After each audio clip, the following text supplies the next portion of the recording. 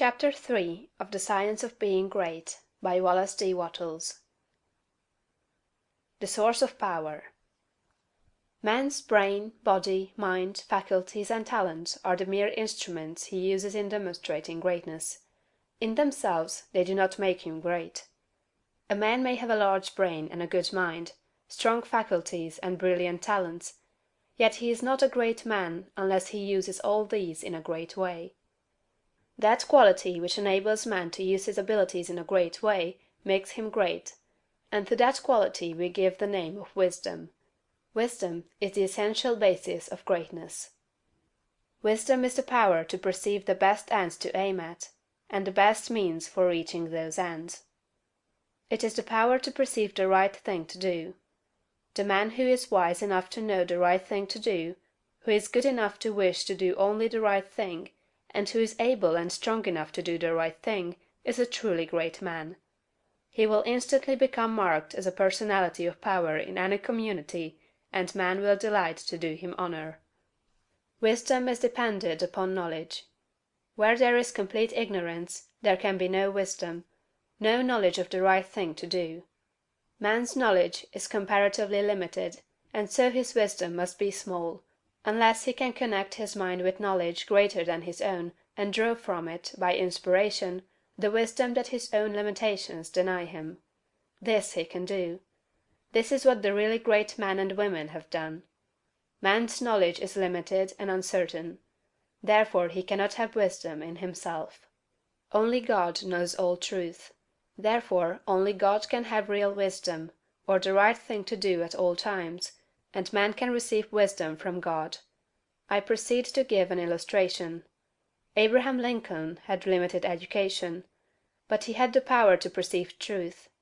In Lincoln we see preeminently apparent the fact that real wisdom consists in knowing the right thing to do at all times and under all circumstances; in having the will to do the right thing, and in having talent and ability enough to be competent and able to do the right thing.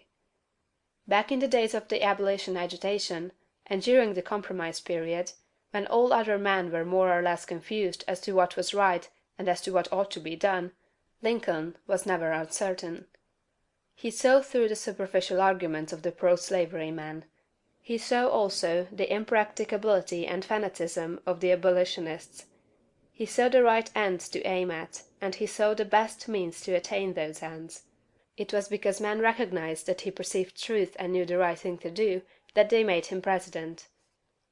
Any man who develops the power to perceive truth, and who can show that he always knows the right thing to do, and that he can be trusted to do the right thing, will be honored and advanced.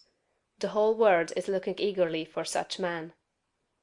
When Lincoln became president, he was surrounded by a multitude of so-called able advisers, hardly any two of whom were agreed.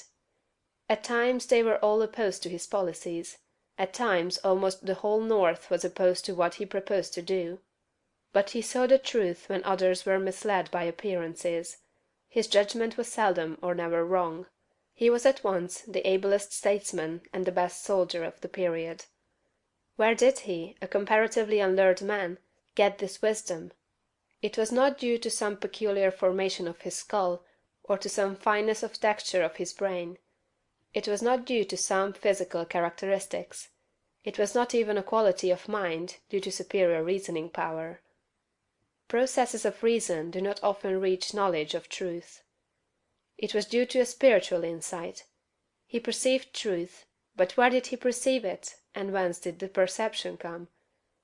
We see something similar in Washington, whose faith and courage, due to his perception of truth, held the colonies together during the long and often apparently hopeless struggle of the Revolution.